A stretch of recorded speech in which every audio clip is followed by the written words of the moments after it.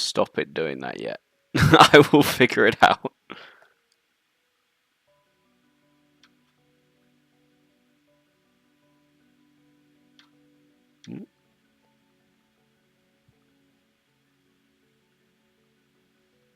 Yeah.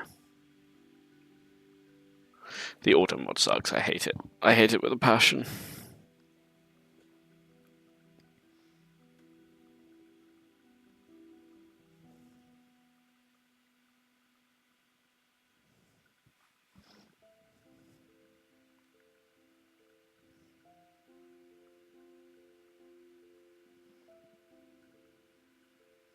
I put it in because some people were being weird in my chat a while back. So I was like, oh yeah, I'll put in auto mod and then I won't have to manually stop what I'm doing every time. But it is a lot of trouble, it turns out. It does the wrong thing a lot. So I don't know, I need to find a solution to the problem. That is my own moderation system being sucky.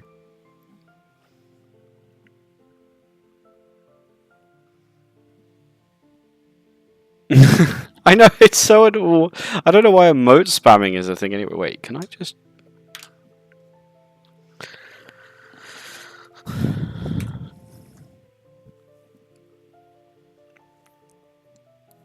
I don't normally have it open, but let's see if I can change it live.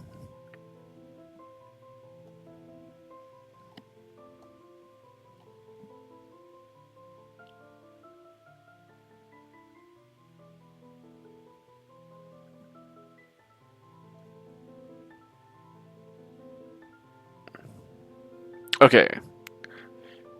Try emote spamming now. Let's see where we get. I know! I don't know... I've just disabled it. I'm just gonna see if that makes a difference. It should now be just swearing that's banned. And to be honest, even that, I'm like...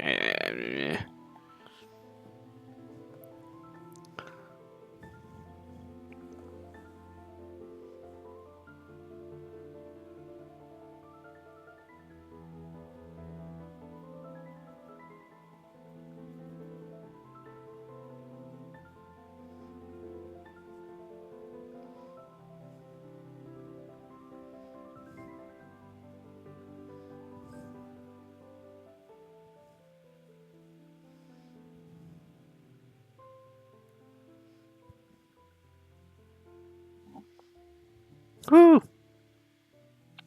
Emote's achieved!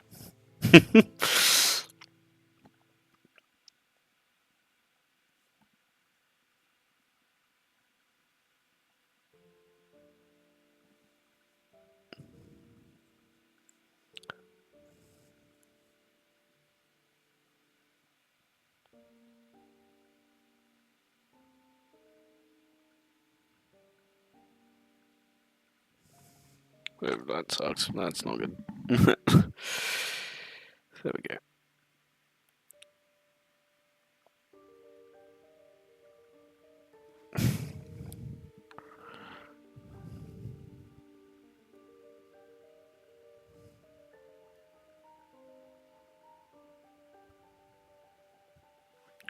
Put at the top, cut out the lines in between. You may notice I'm doing this extraordinarily zoomed out.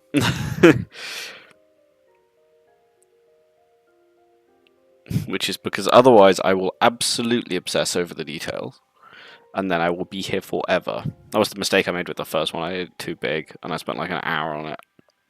These should take no more than 10 minutes, which I suck at doing because I spend way too much time on them anyway.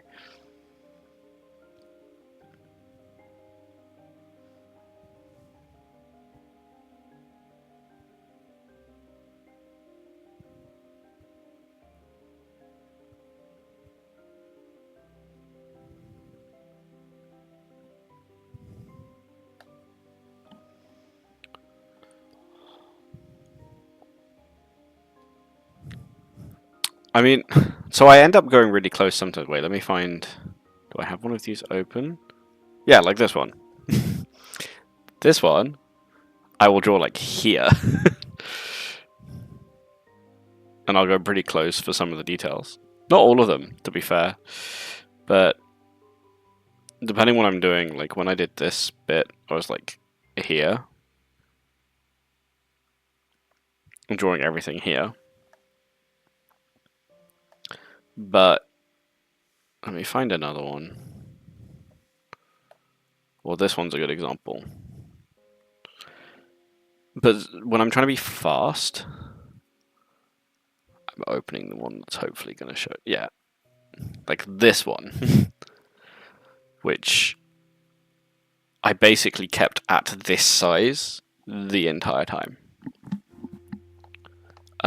Except when I was doing some of the fine stuff, where it's just like, okay, go close and fine line. But it does mean, like, if you zoom in, it's really rough. It's not very clean. But I don't know if I hate that sometimes. I quite like being a bit further away, being a bit looser, having some fun with the shapes. But particularly when thumbnailing, like this one, I'm drawing at this kind of level as well. But thumbnailing, definitely, I try and be further away. Technically, for some of the work I do, I'm maybe here. And when I used to do VFX thumbnailing, I would properly sit it here and just draw from this distance, which was not necessarily a good thing, to be fair. It was slightly weird. Yeah, slightly weird to do it from this distance, I suppose.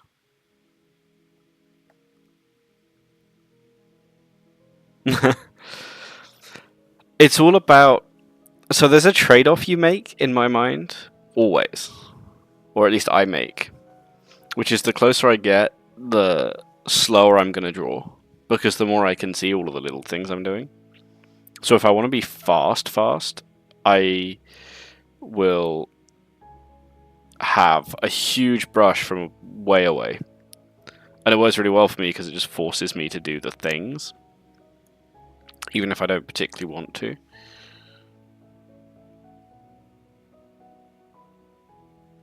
So that's going to go there. I just realised I should probably do more faces. I hate mouths from a distance. Mouths and eyes suck when drawn from far away. Yeah, I'm not going to bother. I can draw the face in if I choose that one.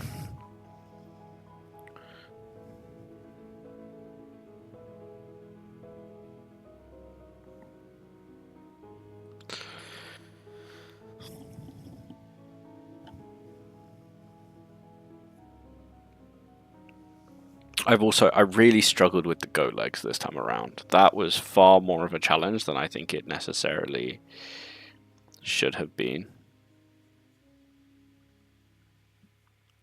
Oh yeah, definitely. I would agree with you. It's really hard to do the details. That's why a lot of the details are sort of suggestive instead of drawn in at this kind of distance. Right? You don't really know what most of the details are. But also, I would argue you don't need to because this is a thumbnail, right? Like, these are designs, very basic level designs. And so it doesn't matter if the details aren't clear because my second layer is going to be defining what those details are anyway. So I find it quite liberating in that regard. But also completely, I think everyone's comfort is different in art. And what people like doing or work well with is always going to be different. That's why, like, finding your own process is so important in a way.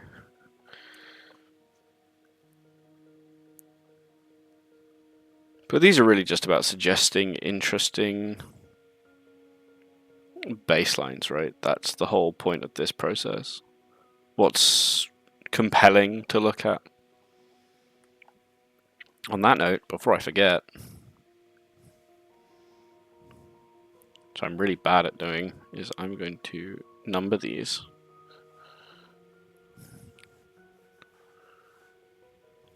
which is a good habit to have.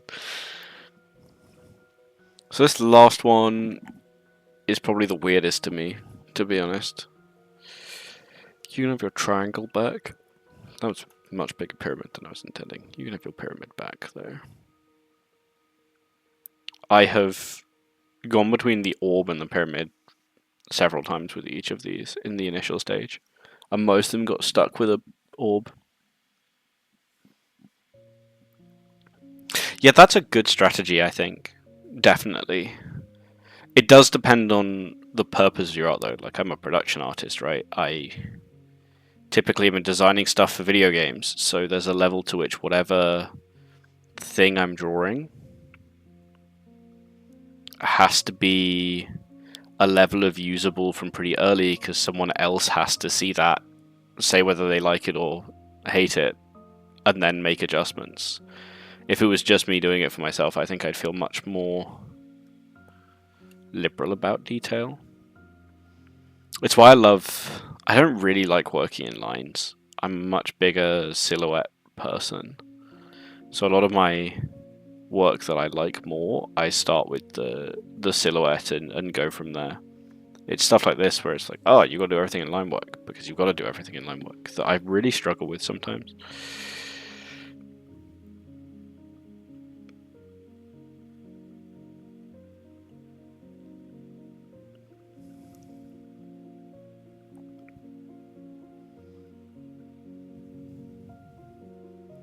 But that's the trade-off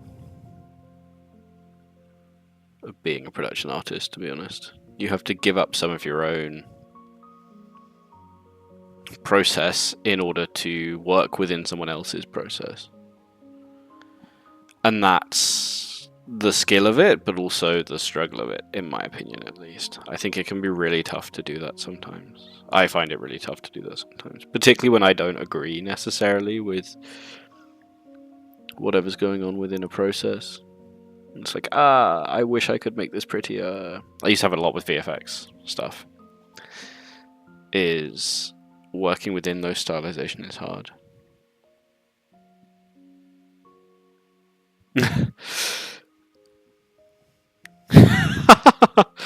That's interesting. That's so different than what I'm used to be honest. It's really cool though. Just a lot of color palette. Interesting. Weirdly, I'm so used to being given the color palette, right? That's the one thing everyone always decides on before they go to the concept artist, is going to be like, it's these colors. I used to design a lot of VFX for games. That was my big work. That's where most of my professional experience comes from. And a lot of the time that was like, great, we want this spell that the game designers have designed. This is what it does.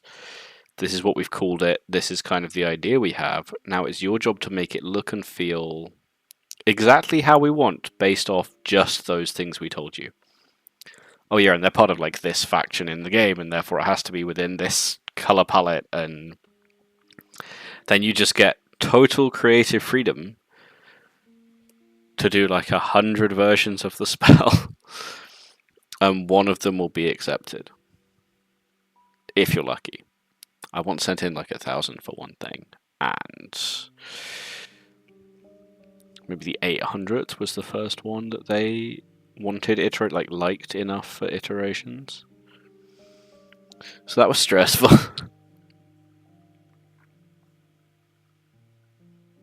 Make this like a skin jerkin.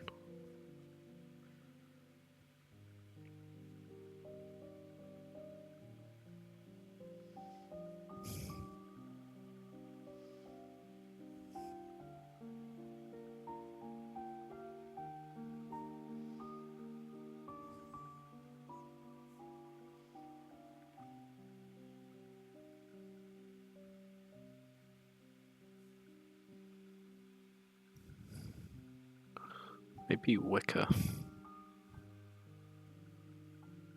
I don't need to figure that out yet. I can leave that. I think the patterning's interesting, at least.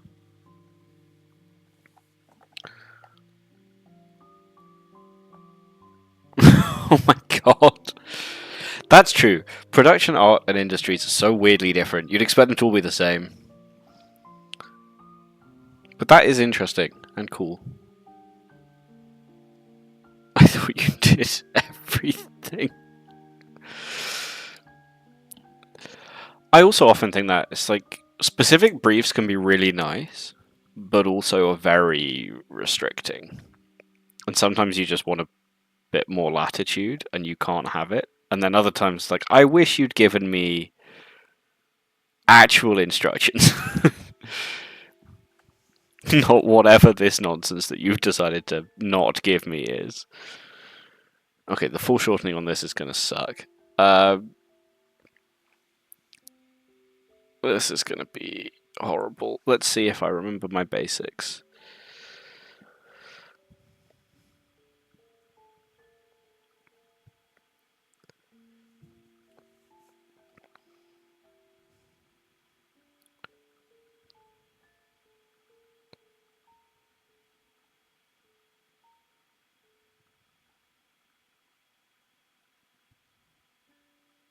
Okay, that's like almost there. I'm going to take that.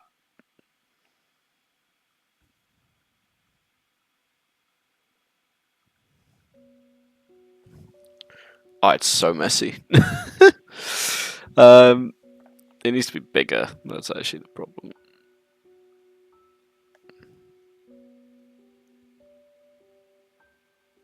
There we go. That is loosely foreshortened. You can see sometimes where I'm just messy. And I should get neater. I tell myself that a lot. It's like, you need to not suck at this sometimes. Okay, that should be enough. That's cool. And then you get to afford to eat. I've never done that kind of thing, but it does sound like quite therapeutic in a way. It's just that I don't know. It's like take your brain out of it, if you know what I mean. You can just play around until you find something that looks nice, and I think that's fun. It's why I love doing props so much, right? It's you can think more about how cool it can be and how fun it might be or what you want it to look like, and you can just worry less about is the anatomy correct? Does this fit a pattern properly? Is it a like all of these things? So I enjoy that personally. So I guess that would be the same. I don't know if it is the same, but it feels like it would be kind of similar to me.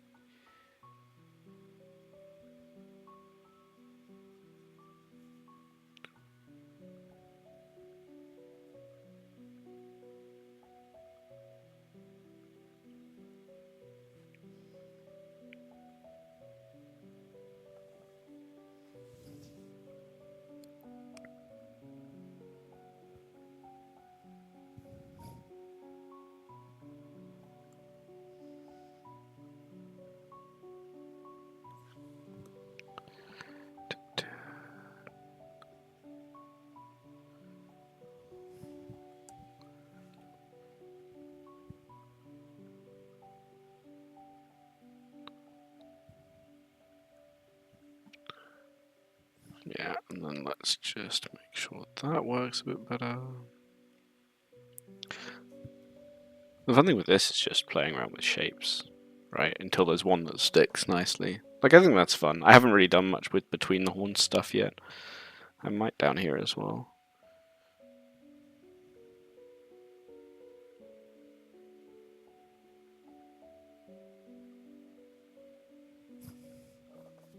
I don't know. Maybe she gets an orb. I don't mind the orb.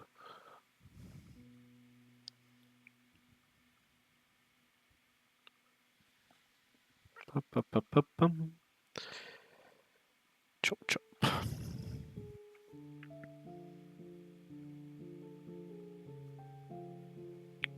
Oh, my arm aches. I do a kind of fencing. I went to a tournament at the weekend, and I was brutalized in the drawing arm, which does prove why going to fencing tournaments when I have to be working is not a good idea.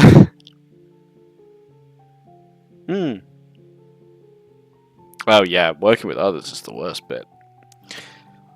Is there an industry you'd particularly love to be involved in? Is there something that would really you passionately would like? Yeah, I'd love to do that if I could, irrespective of the people part. Ugh.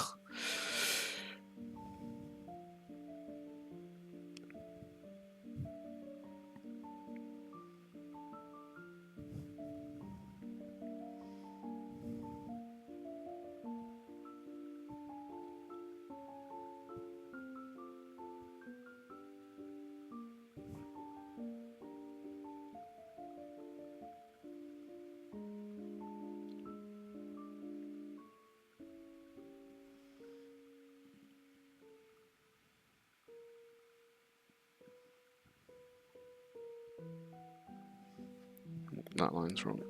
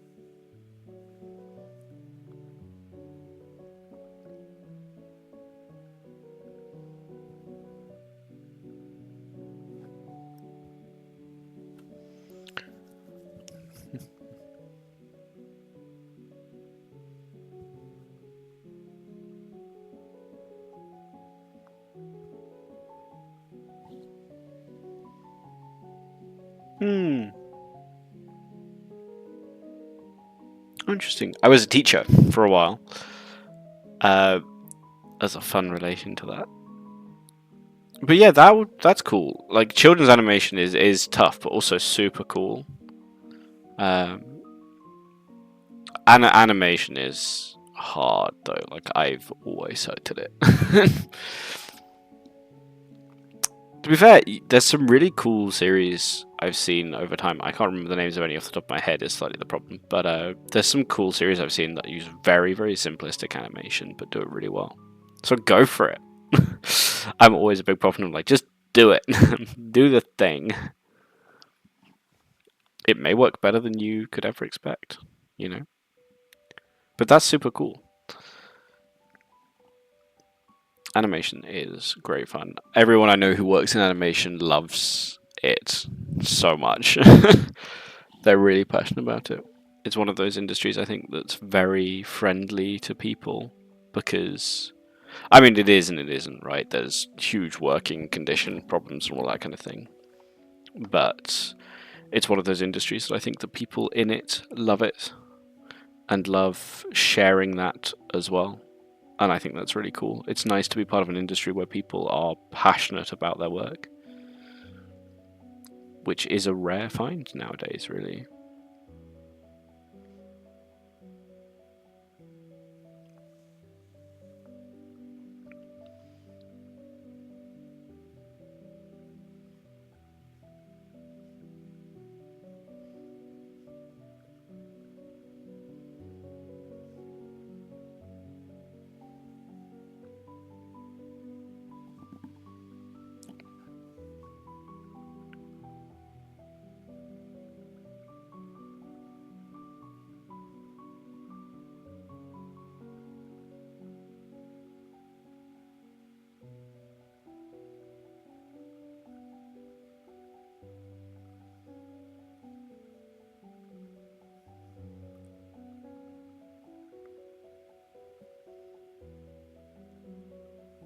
I realized partway through that I'd done like cloven hooves for everything, and goats don't have cloven hooves.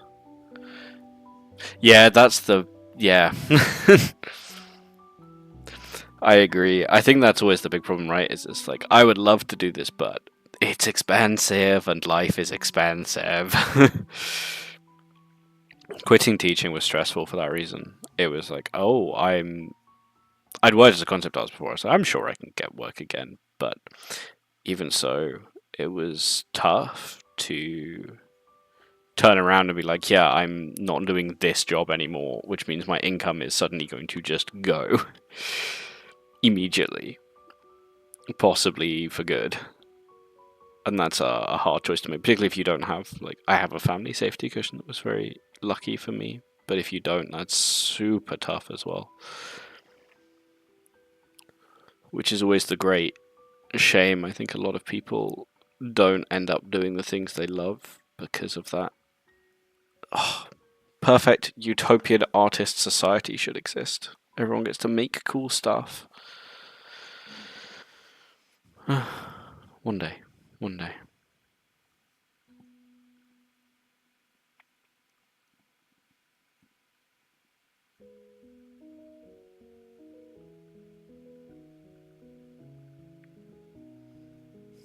Let's try that.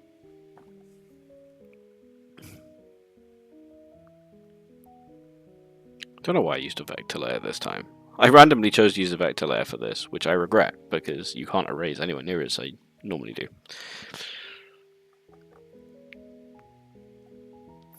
Oh, I taught 8 to 13-year-old all boys at a boarding school. It was not a fun party, to be honest. It was a rough experience at times. That was, yeah. And leaving was tough as well. Like, I had all these kids that I used to teach who I knew very well. I was a house parent for a time as well, so I literally parented them. That was tough. The nice thing in a way is because they go to secondary school.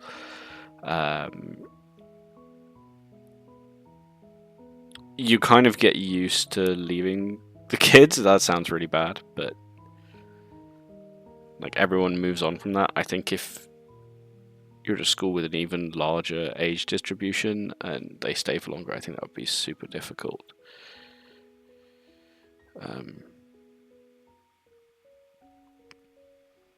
But I also hated my management and job and everything, so that made it easy too, in a way. But yeah, they were a rough little bunch of nightmares. My word. They were tricky kids to teach. Which is often the case when they have too much privilege as well. Like, they were very privileged kids with no proper concept of what that meant. And so again, I think I found it easier partly because of that. Because they were really tricky kids at times. It's an awful face, but...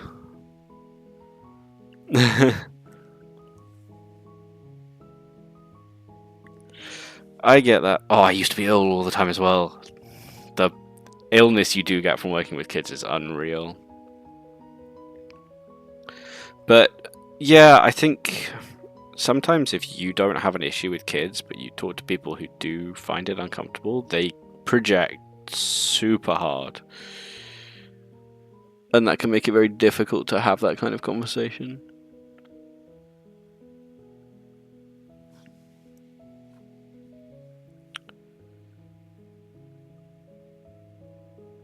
Particularly if you like what you're doing and you're not leaving because you hate it. I think that makes it even harder. But there is definitely a lot of division. People... I don't know if you had a lot of people who were like, oh, teaching is such a great and rewarding and wonderful profession. You should be so happy you get to teach and all this kind of thing. I am not. This sucks.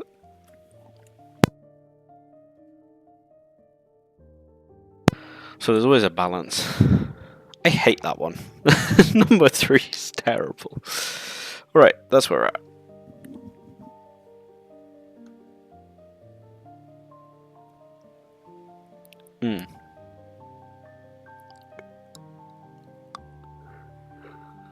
Yeah, I think that's fair. I think there's tough when people can be so vehement about it. I think it can feel very difficult to have an opinion that isn't that with that. But I get you. Like, I also agree with that sentiment. And I think it is...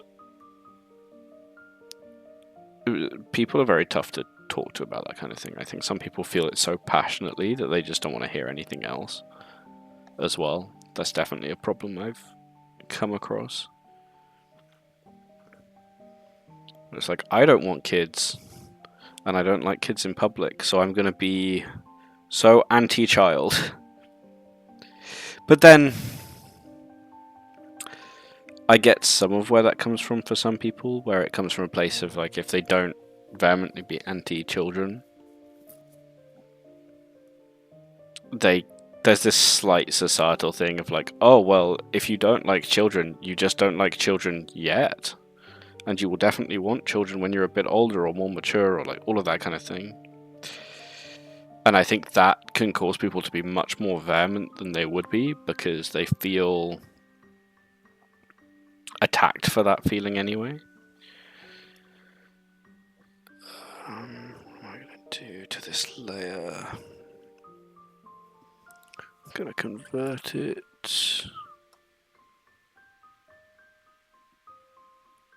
to a raster layer. Cool. Yeah, I agree with you. I think there is sometimes a lacking empathy for children from some people. Parenting is hard. And most people suck at it, which is not their fault, but parenting is hard and people are really bad at it. I often think, like, to be a house parent or a teacher, you have to have so much training in how to deal with children in a positive and meaningful way to enrich their life. And it's like, or you could have a child and be thrown into the middle of it with no training or preparation for the rest of your life. Good luck. You can pick which.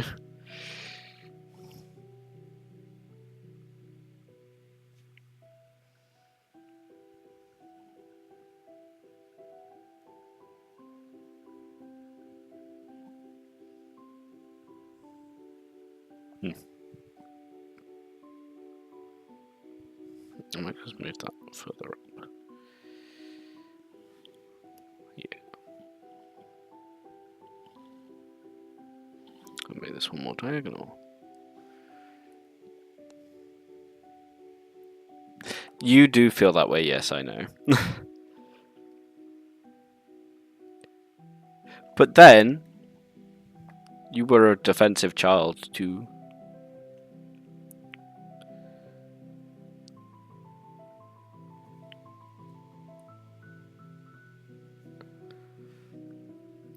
Now see, I don't know if I agree with that statement though. I've met some really nasty children, like really deeply horrible and unpleasant children to other children, particularly.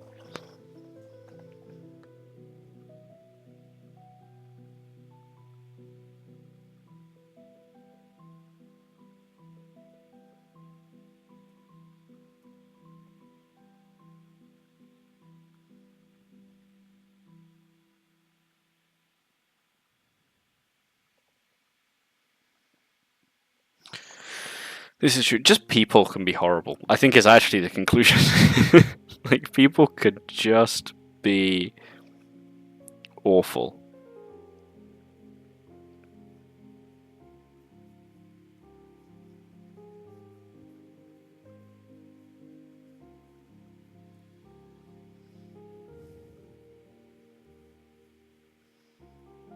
I do find children tend to veer on the side of deeply malicious at times.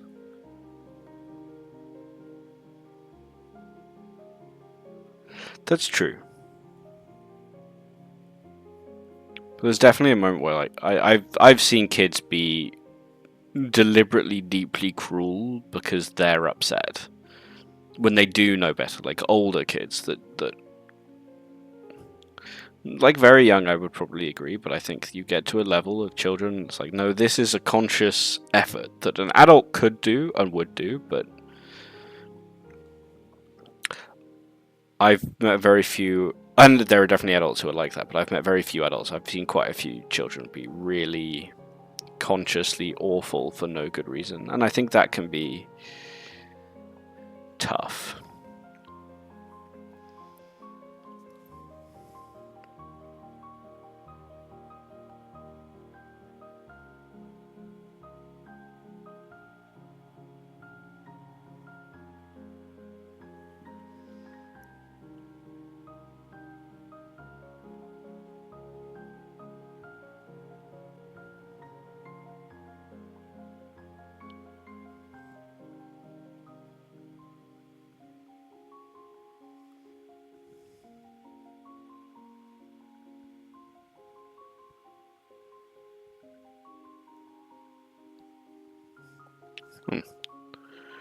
The decorational element is probably a bit nicer.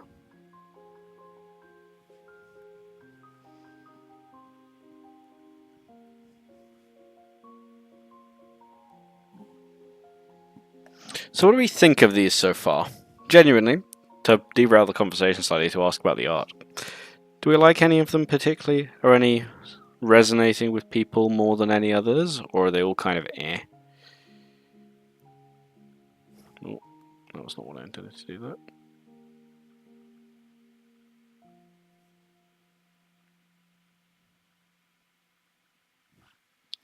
That needs to go the other way.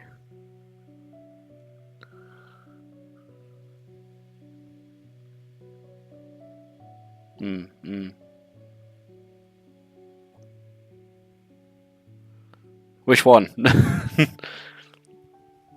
The flowy one I think is working quite nicely here. I'm actually going to make this over piece there transparent. I think, like that.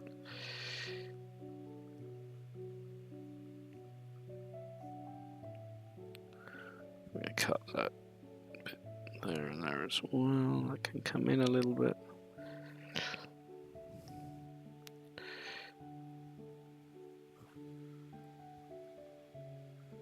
Aha, 4. Oh, with like the weird huge scepter and the cutting up. Yeah, that one's fun.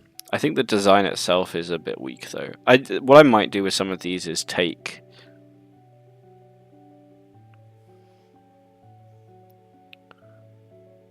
cooler elements from one, slap them with another. Like I really like that staff. I agree. I think it's cool. But I think the design of the character is a bit weaker, in my opinion. But if you like it, that's good. And you like number 6. Which is the one I'm working on at the moment. I like number 6 too. I'm just trying to find ways to make it sort of visually really dynamic.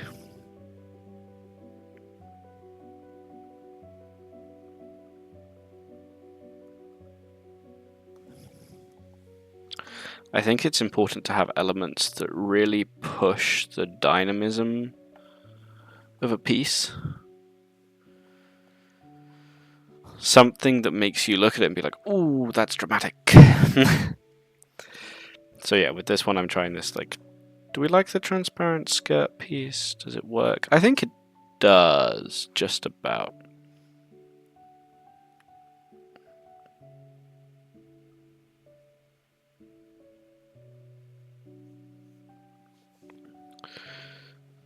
Let's take a chain link type thing. Let's have that be metal.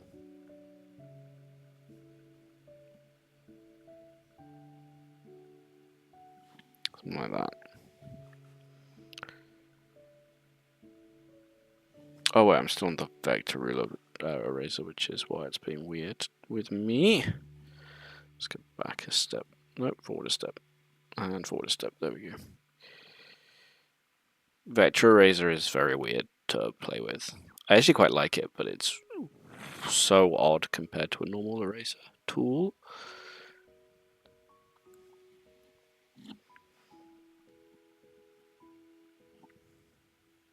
That is a horrible, horrible tangent.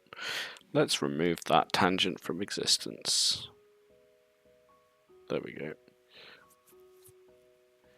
I don't know if I love it. It's like a chain thing. We'll go with it.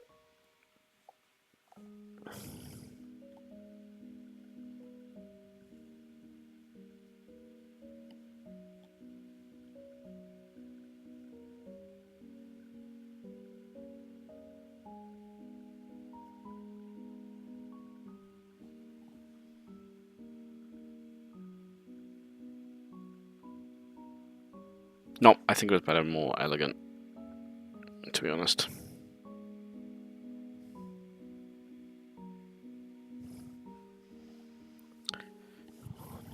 With this, I'm going to make it just a little bit wider.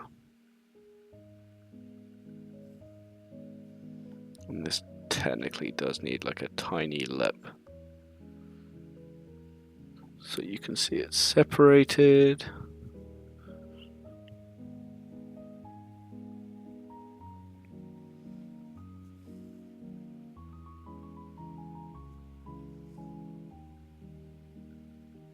Let's give her an oversleeve.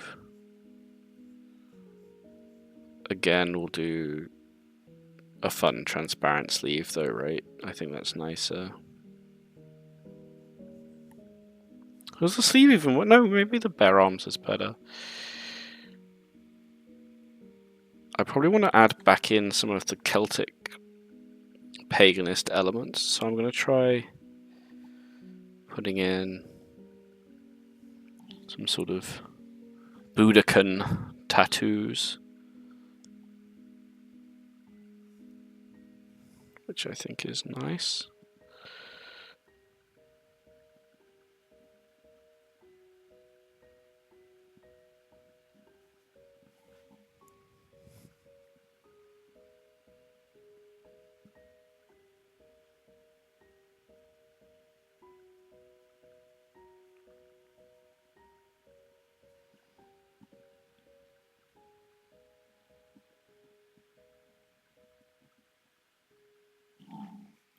Let's make that a contra curve.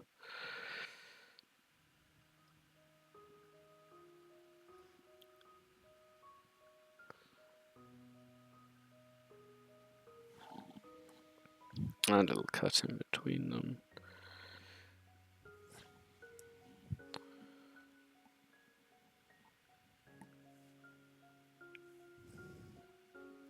Let's have the faintest little curls up here as well.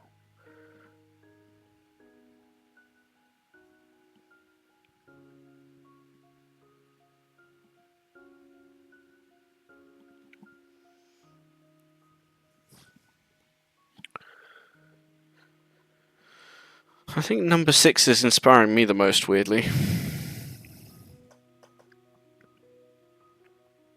But maybe lacks some of the pagan elements I was going for.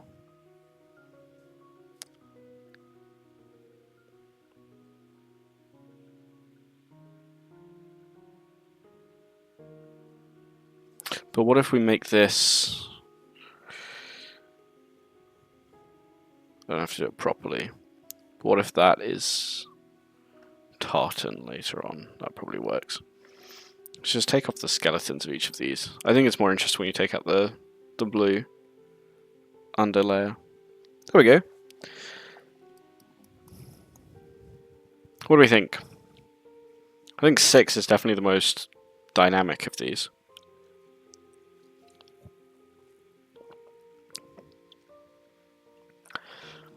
I'm slightly... Number 3 is a bit... hefty.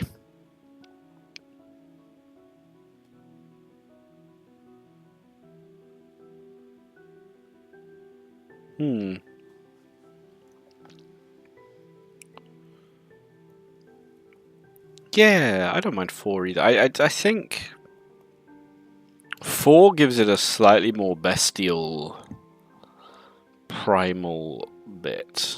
I might do something quickly with 4. Let's play a little bit with A. Let's actually put that belt in. Right. But then what if we do just like a bird skull?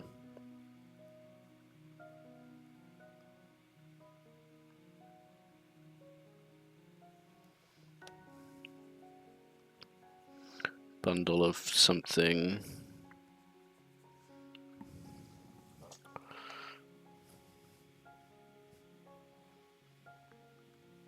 We'll do the same with like some fun spiraling tattoos.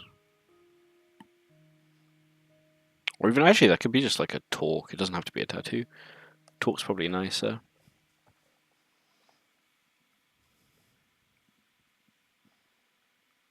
And let's take these horns and spiral them inwards and then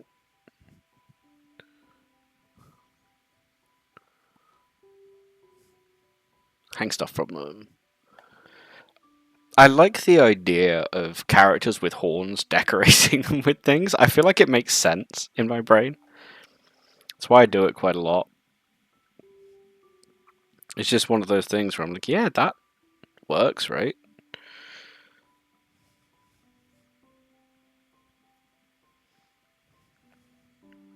Character with horns would probably put some nice things on them to make them look pretty. Same as like a hair ornament, right?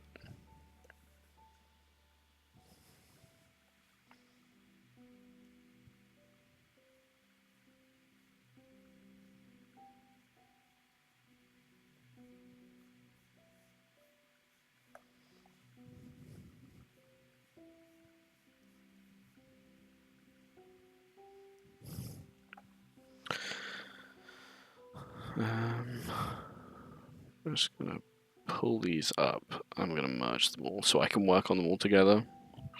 This is so I can flip between them more. If I have them all on one layer, I can do kind of the same thing to all of them.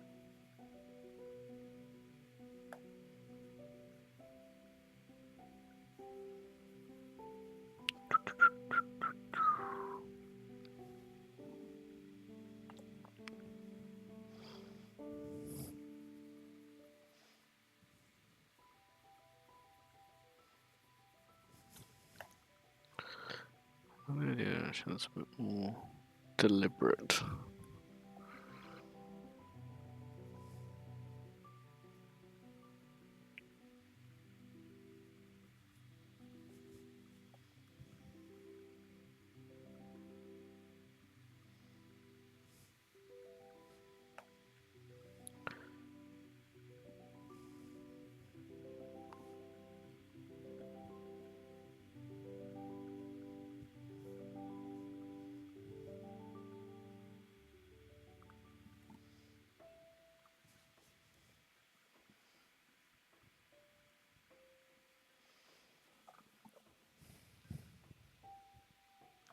I'm going to rearrange 4 slightly, actually.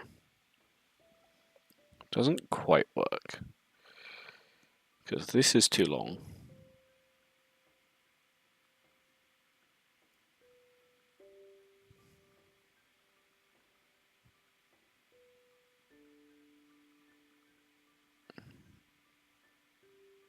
Should be more like that.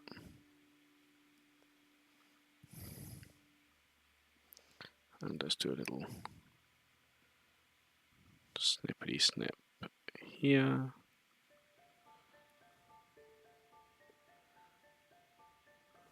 And then let's take the front chunk.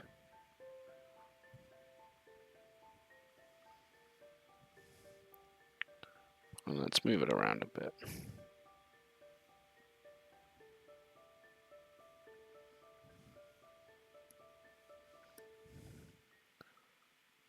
And the bottom chunk, I'm going to move that a little bit.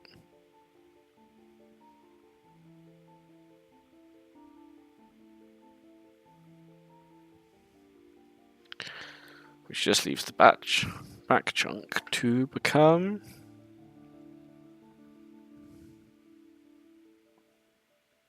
No, maybe I don't move it as much as I thought, actually. Maybe we take that.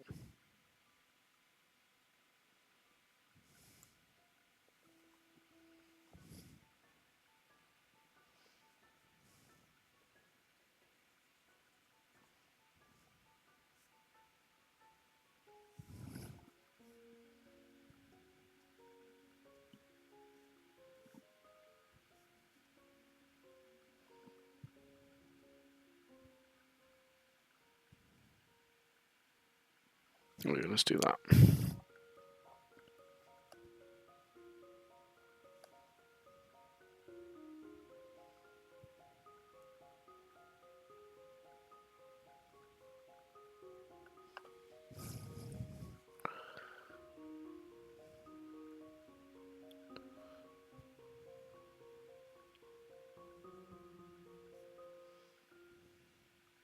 Make it even tighter, actually. Yeah.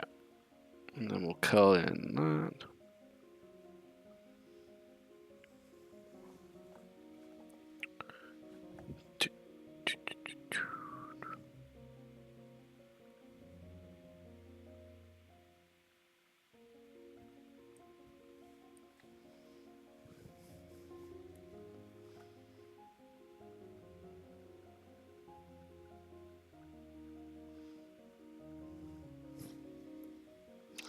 There we go.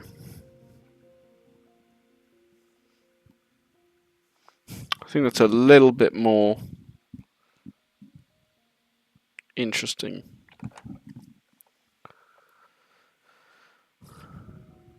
Let's change this leg.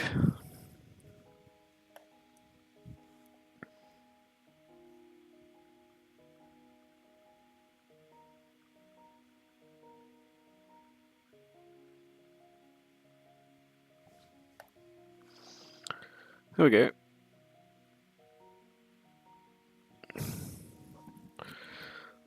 I think I like that. I think I like all of them now. A little bit at least. I don't really like this top right one. It's terrible. But the rest of them I don't mind. So, although it's pretty early in, I also just realized that this is way too short. This needs to properly come down to like here.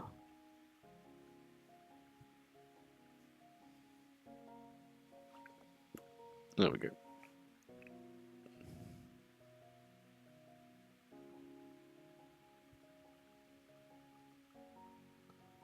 Yeah, I don't mind that now.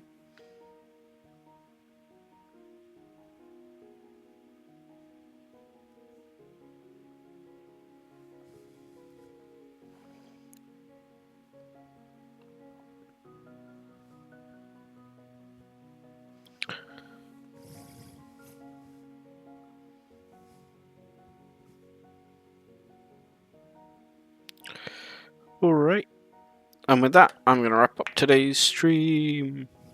Thank you all for coming to hang out. Yeah, I hope you guys enjoyed. I'm going to set up a raid and then I'm going to run away. But it was a fun time. Thank you for coming along. Oh, no, I clicked the wrong button. It's that one.